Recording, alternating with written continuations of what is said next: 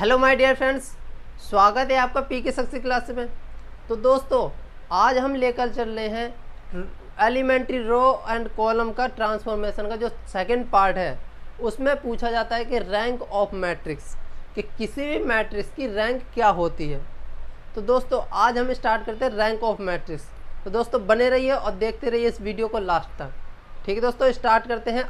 तो दोस्तों, किसी भी मैट्रिक्स की रैंक निकालना बहुत ही आसान है कि किसी भी मैट्रिक्स की रैंक किस प्रकार निकाली जाती है।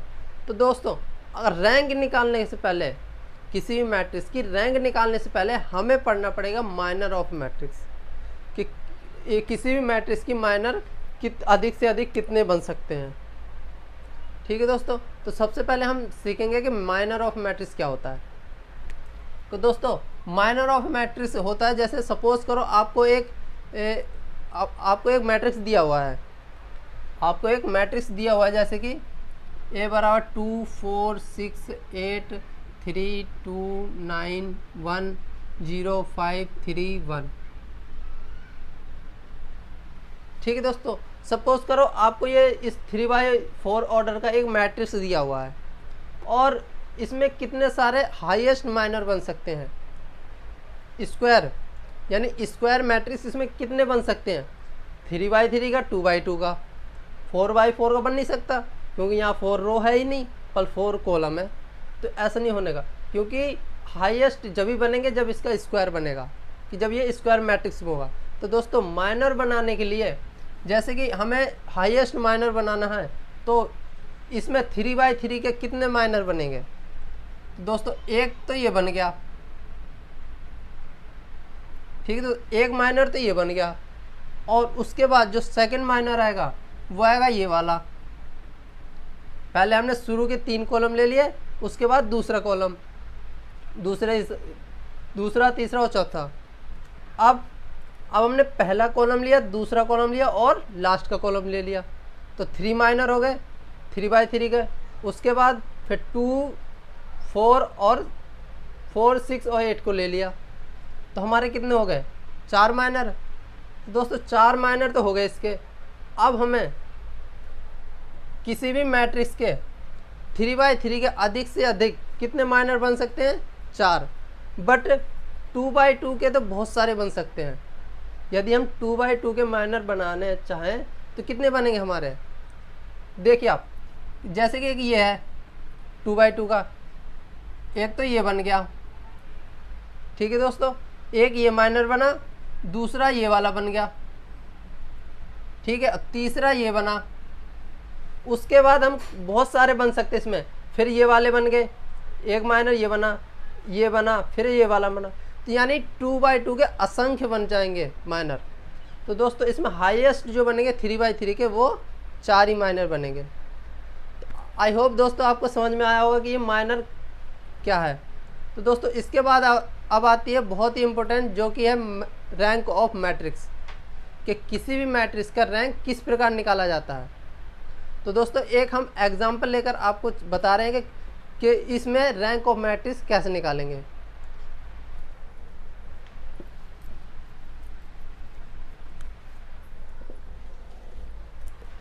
तो दोस्तों, हमारी बुक में जो पहला एग्जांपल है वो दिया हुआ हमें A =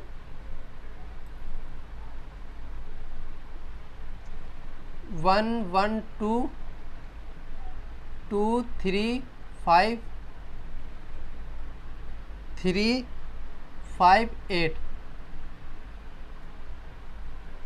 ठीक है दोस्तों, हमें ये एक, सपोज करो कि यह एक हमें मैट्रिक्स दिया हुआ है और हमसे पूछा गया है कि इस मैट्रिक्स की रैंक क्या है। तो दोस्तों, जो रैंक निकालने का सबसे पहला मेथड आता है वो आता है डिटरमिनेंट मेथड, कि इस मैट्रिक्स के सबसे पहले हम डिटरमिनेंट निकालेंगे। उसके बाद अगर डिटरमिनेंट की वैल्यू हमारी 0 आती है तो वो हमारी मैट्रिक्स की रैंक नहीं होने की, वो हमारे इस मैट्रिक्स की रैंक नहीं होगी। उसके बाद हमें दूसरा माइनर लेना पड़ेगा, यानी 2/2 का। अगर 2/2 में कोई भी नॉन जीरो आता है, यदि नॉट इक्वल टू 0 आता है, तो वो हमारे क्या होगा, उस मैट्रिक्स का ऑर्डर के हिसाब से वो हमारा रैंक होगा। ठीक है दोस्तों, जैसे कि इसमें हम डिटरमिनेंट निकाल ले पहले इस वाले में 3/3 में, तो 3/3 में डिटरमिनेंट कैसे निकाला जाता है, 1 लिया, उसके बाद इसकी मल्टीप्लाई की 25 -2। इन्वर्स में आपने देखा होगा कि डिटरमिनेंट किस प्रकार निकाला जाता है।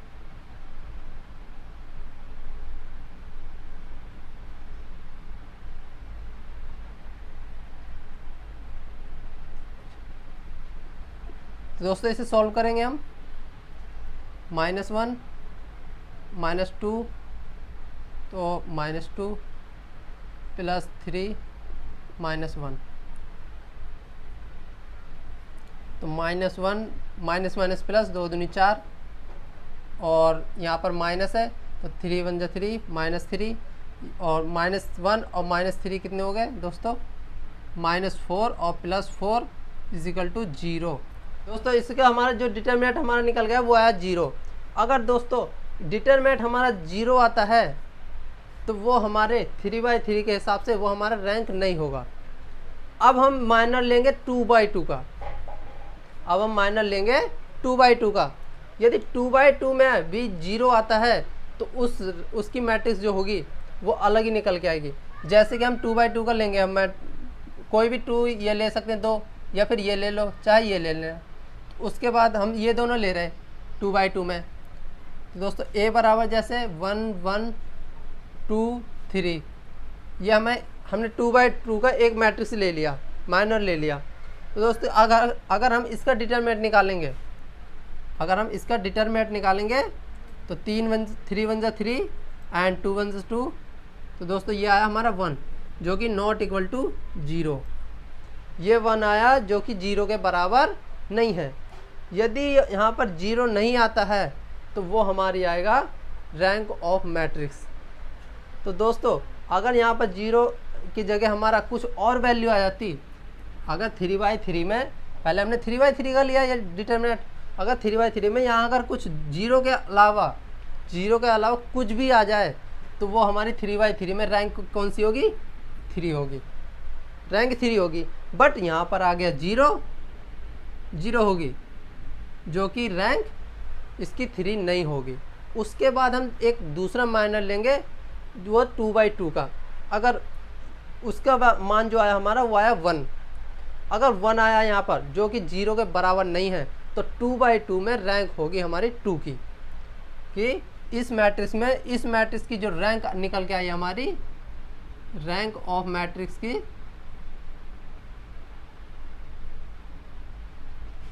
जो रैंक ऑफ मैट्रिक्स निकल के आया वो आया हमारा 2। ठीक है दोस्तों, ये रैंक इस वाले मैट्रिक्स की जो रैंक निकल के आई है वो आई है 2। ठीक है दोस्तों,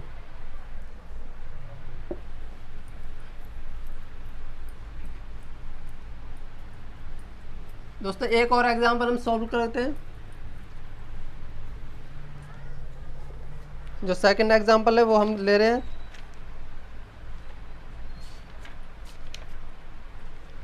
तो दोस्तों इसमें सेकंड एग्जांपल एक दिया हुआ है कि 1 2 0 2 3 2 एंड 3 4 2।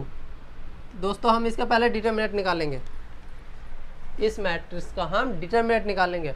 अगर डिटरमिनेंट 3/3 में हमारा 0 आता है तो वो हमारा रैंक ऑफ मैट्रिक्स नहीं आता। लेकिन 0 के अलावा कुछ भी आता है, ये तो माइनस की वैल्यू या प्लस की वैल्यू आती है, तो वो हमारा 3 उसका वो होगा, रैंक ऑफ मैट्रिक्स होगी, यानी उसकी कोटि होगी।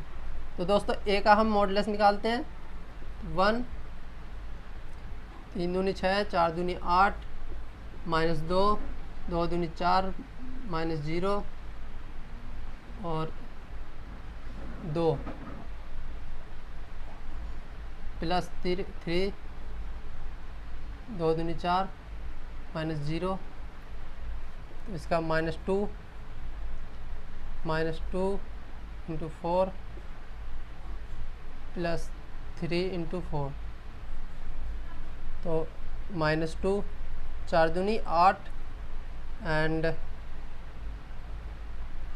4 तियाँ 12, तो 8 2 10, तो 12 - 10 बराबर 2।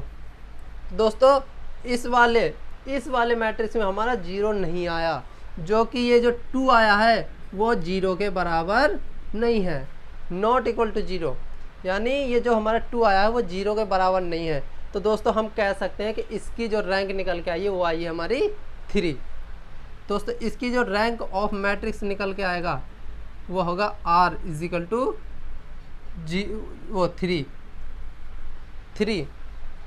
अगर दोस्तों इसमें एक चीज़ और पूछी जा सकती है कि नलिटी क्या होती है। तो दोस्तों हमें जो स्क्वायर मैट्रिक्स दिया होता है अगर वो 4x4 का है तो उस वाले में, जैसे कि हमें 4x4 का हमें एक मैट्रिक्स दिया हुआ है तो उसमें से हम रैंक माइनस कर देंगे तो हमारी नलिटी निकल कर आ जाएगी।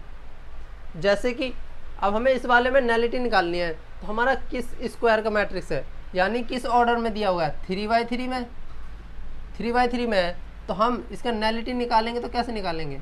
नलिटी निकालने के लिए हमें जो मैट्रिक्स दिया हुआ है उस मैट्रिक्स के ऑर्डर है जो 3x3 का है तो 3 का हुआ, उसके बाद माइनस कर देंगे हम रैंक ऑफ मैट्रिक्स यानी -3, तो इसकी जो नलिटी निकल के आएगी वो 0। यानी इस 0 का मतलब है कि इस मैट्रिक्स में कोई भी रो 0 नहीं है, कोई भी पूरी रो 0 नहीं है। ठीक है दोस्तों, अब जो हम सेकेंड मेथड के तरफ चल रहे हैं, तो दोस्तों सेकेंड मेथड जो आता है किसी भी मैट्रिक्स का रैंक निकालने का, वो आता है दोस्तों एशेलन मेथड।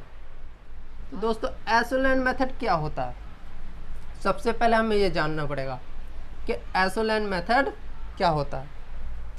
तो दोस्तों एशेलन मेथड में जो मैट्रिक्स बनता है कि जैसे हमें एशेलन मेथड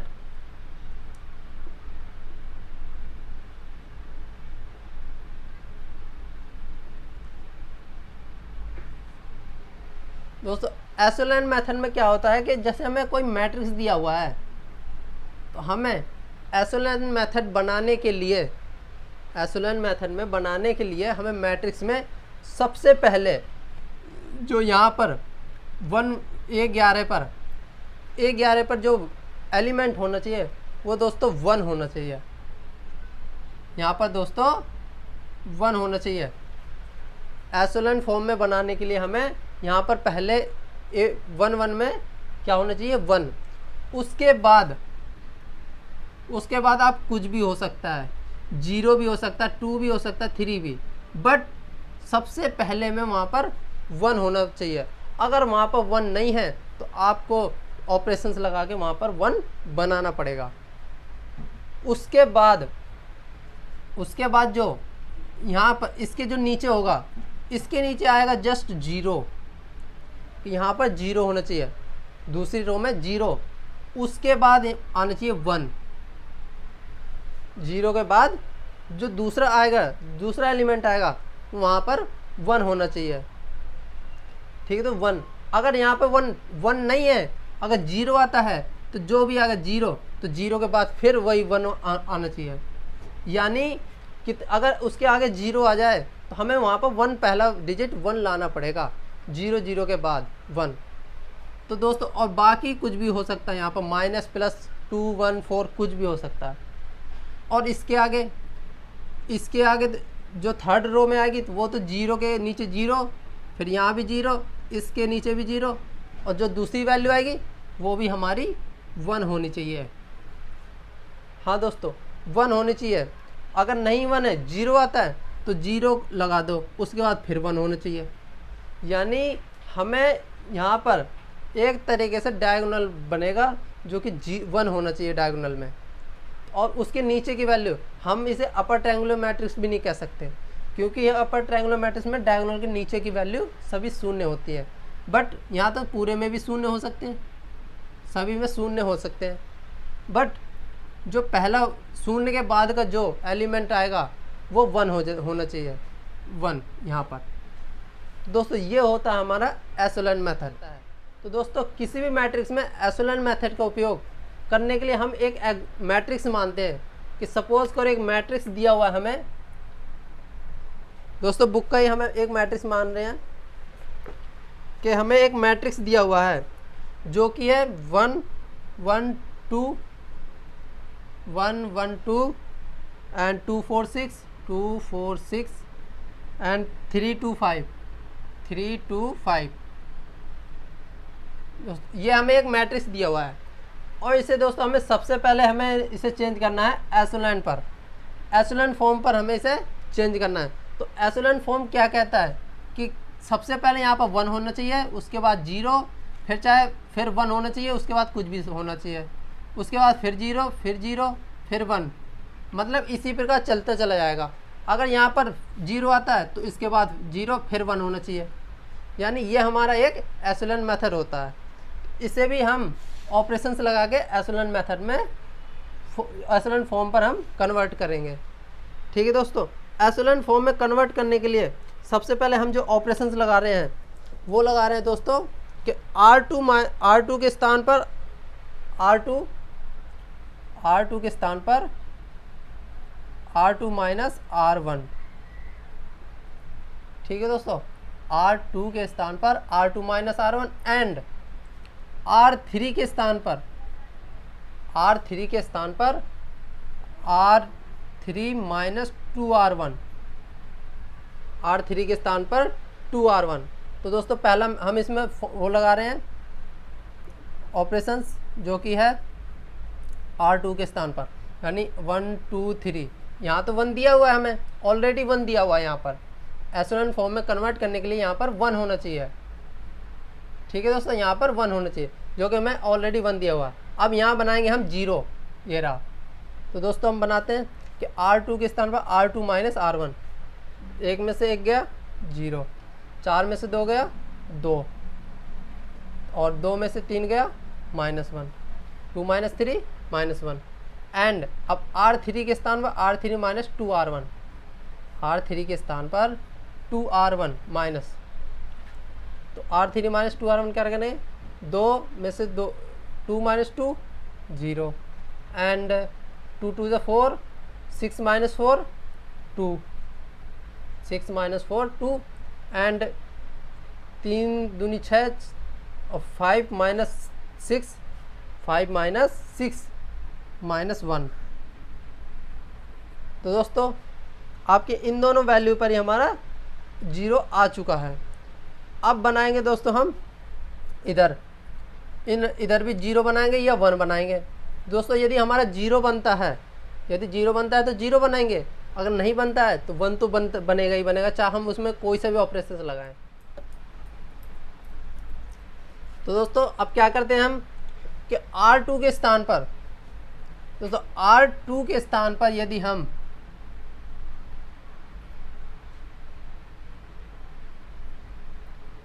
R2 के स्थान पर हम करेंगे 1/2 R2, 1/2 R2 की, तो R2 के स्थान पर हम दोस्तों सॉल्व करते हैं इसे।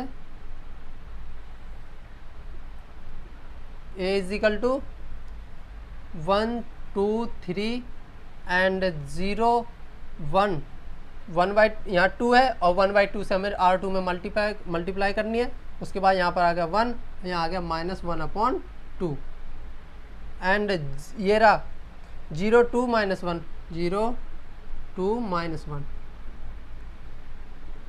ठीक है दोस्तों, अब ये आ गया 1। अब दोस्तों हमें बनाना है यहाँ पर लाना है हमें 0 और यहाँ पर लाना है हमें 1। और 1 नहीं आता तो 0 आ जाए तो कोई दिक्कत नहीं है, मतलब 0 के बाद 1 ही आना चाहिए। तो दोस्तों इसमें अब जो ऑपरेशंस लगा वो लगा जैसे कि R3 के स्थान पर हम लगाएंगे कि R3 माइनस 2R1 2R2। यदि हम 2 की मल्टीप्लाई इसमें करेंगे और 2 में से 2 घटा देंगे तो वो आ गया हमारा 0 यहाँ पर बन जाएगा। ठीक है दोस्तों, करते हैं हम। तो जो हमारी रो 1 है वो तो सेम टू सेम रहेगी और रो 2 भी सेम बिल्कुल। उसके बाद जो आता है इसमें 0, अब R3 minus 2R2, R3 minus 2R2 यानी 2 माइनस 2 0 एंड 1 -1, इसमें 2 की मल्टीप्लाई करेंगे तो 2 की मल्टीप्लाई करेंगे तो ये 1 हो जाएगा और -1, ये भी -1, ये भी -1 और हमें करना क्या है माइनस, यानी -1 में से -1 करना है, तो ये हो जाएगा +1 और -1, यानी ये भी हमारी वैल्यू आ जाएगी 0। तो दोस्तों ये अब हमारा हो चुका है एशेलोन फॉर्म पर। एशेलोन फॉर्म में हम कन्वर्ट कर चुके हैं। अगर अब इस मैट्रिक्स में जितनी भी नॉन जीरो रोज होंगी, जितनी भी नॉन जीरो रो होंगी, तो वो हमारा क्या होगा, इस मैट्रिक्स की रैंक होगी। कि नॉन जीरो रो यानी जिस रो में पूरी रो जीरो ना हो। तो दोस्तों ये हमारी जीरो नहीं है, यानी ये नॉन जीरो रो है 1, एंड R2 भी नॉन जीरो रो है। तो दोस्तों और ये वाली जो R3 दी हुई है, वो हमारी पूरी जीरो है। तो दोस्तों हम कह सकते हैं कि इसमें जितनी भी नॉन जीरो रो हैं वो हमारा क्या दर्शाएगा कि R = 2, यानी रैंक ऑफ मैट्रिक्स, कि इस मैट्रिक्स की जो रैंक निकल के आई है वो आई है 2। दोस्तों आज के लिए इतना ही, मिलते हैं अपने नेक्स्ट वीडियो में। और उस वीडियो में हम जो कवर करेंगे वो करेंगे एक्सरसाइज 2.2, और उसमें एक बहुत ही है इम्पोर्टेंट है जो कि नॉर्मल फॉर्म होती है, कि नॉर्मल फॉर्म के बारे में बताया जाएगा, और उसके जितने भी हमारे क्वेश्चन हैं उस क्वेश्चनों को सॉल्व करेंगे। तो मिलते हैं दोस्तों अगली नेक्स्ट वीडियो में।